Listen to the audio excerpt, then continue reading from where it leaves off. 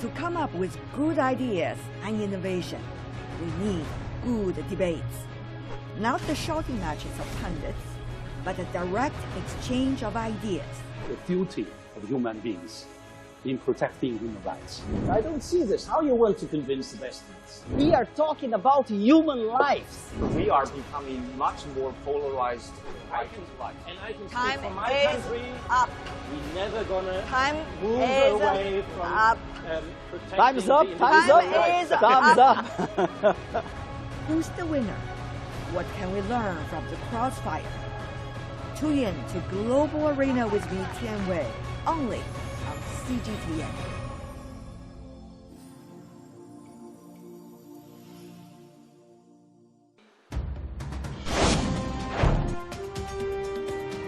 Hello, I'm Tian Wei, and this is Global Arena, a special production of World Insight on CGTN. Masks wearing, quarantine, travel restrictions, lockdowns, and vaccinations. All these measures are implemented to prevent the coronavirus from further spreading. However, they have created debates from day one. Amid the pandemic, it's pretty much a big bone of contention. Quarantine versus individual liberty. Wearing a mask versus no mask. Meanwhile, privacy concerns at a time when you have so many different kinds of mobile apps. How much individual health data are we disclosing? Are we always being watched? The topic for debate today. There is more consensus on human rights amid the pandemic? Yes or no? Team A, they are for the motion. Yes, there is more consensus on human rights amid the pandemic. Team B, they're against the motion. There isn't more consensus on human rights amid the pandemic. My very honor to introduce the debaters. Team A, Professor Zhang Wei from China University of Political Science and Law, who's been doing research about human rights for decades. Welcome, Professor. Minister Alessandro Teixeira, who is a former Brazilian Minister of Development, Industry and Foreign Trade, who has also organized the 2 presidential debates when he was serving the administrations. Welcome. Team B, Professor Xie Tao from Beijing Foreign Studies University, the expert in China on American political culture. Welcome.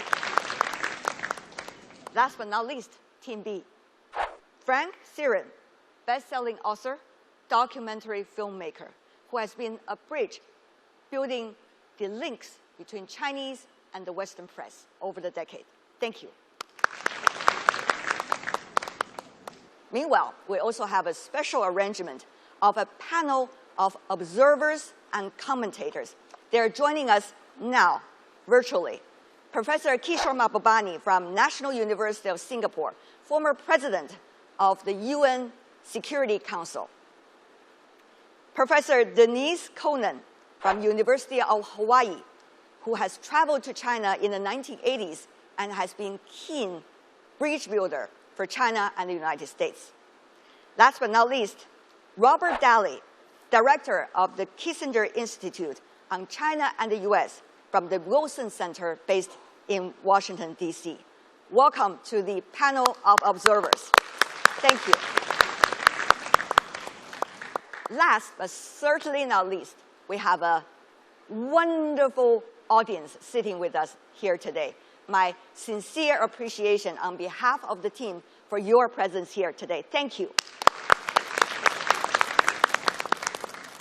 Debate rules. There'll be 3 rounds. First, opening argument. Every debater has 1.5 minutes to establish their argument. Second, free debate. Teams will be allowed to directly challenge each other and pose questions to their opponents. Each team has 8 minutes altogether. Then, final remarks. Each speaker will briefly sum up arguments and make a closing point.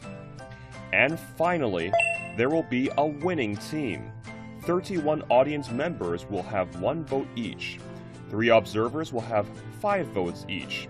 When added together, there will be the final results. So, now, let's go to the very first round. The opening statement for Team A and Team B, everyone has 1.5 minutes. The countdown clock will be on the big screen for the last 10 seconds.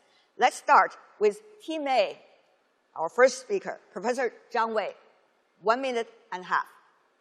It's a great pleasure to be here to share with you my understanding of the human rights developments during the COVID-19.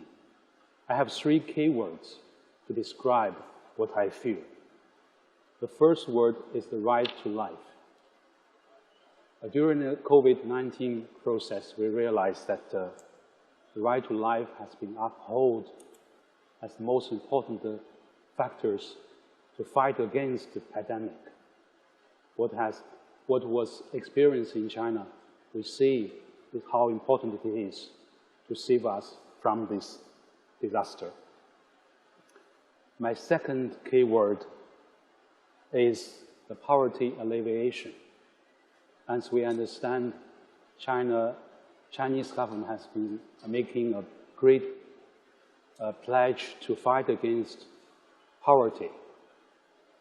And the Chinese government was one of the very few governments to be able to fulfill the minimum goals.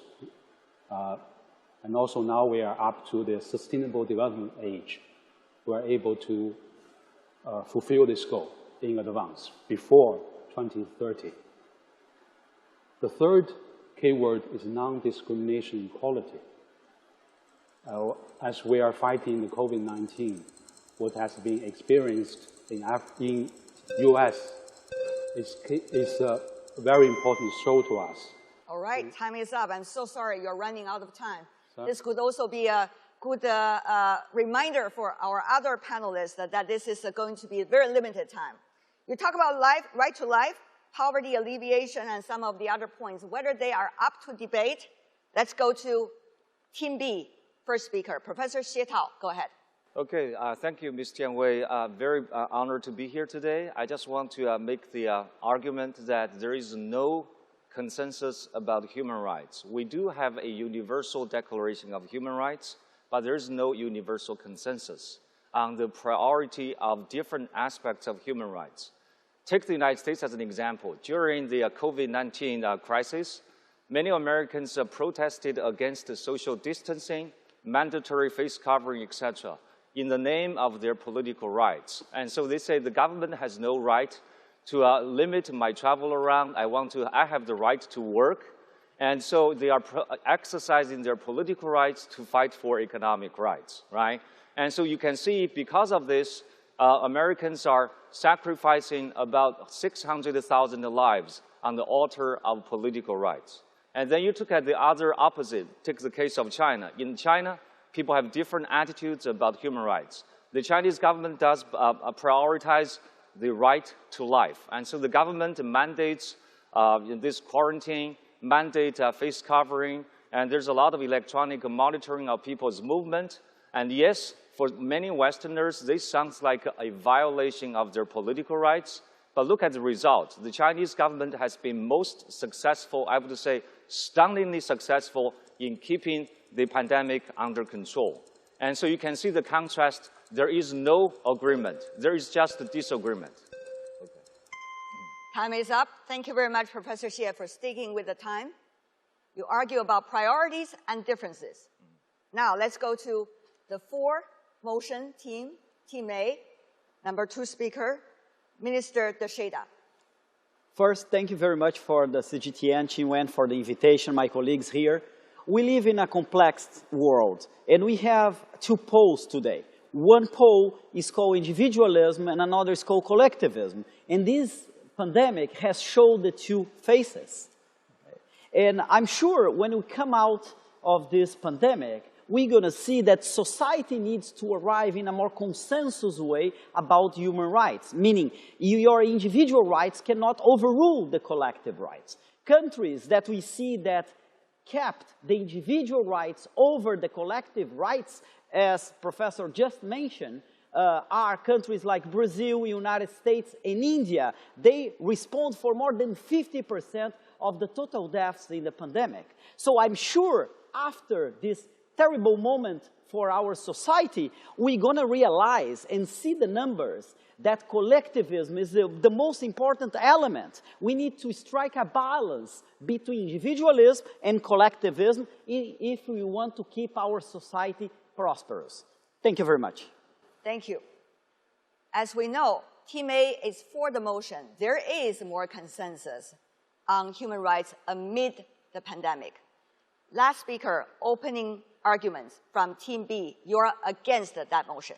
I'm against that motion. Thanks for having me. And I would like to say that COVID is a historical event because it was never clear, more clear than now, that there are different balances in Asia, and we can say not only China, but also Asia and in the West.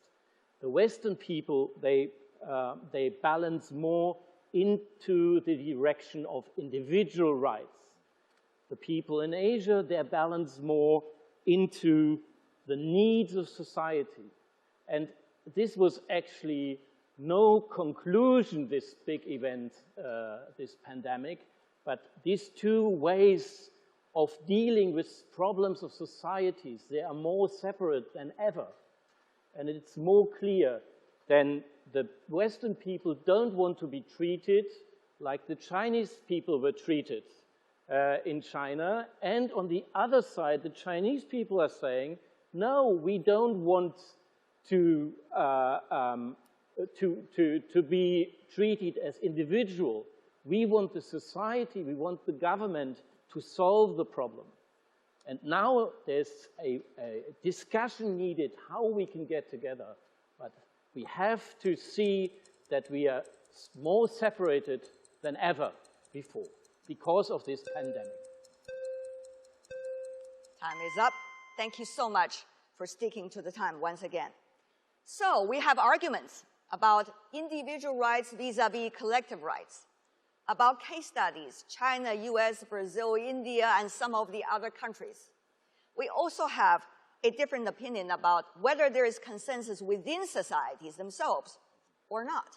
For now, I want to test the temperature of our audience today. We are going to have a preliminary round of voting. Every one of you have one plate in your hand, right? Our little device. So you got the two colors. One color is orange for Team A, for the motion. The other is blue for Team B, against the motion. By the way, it's not about which side of the argument you agree, but rather which team is more convincing today. Okay, so let's have a preliminary vote. 3, 2, 1, let's go.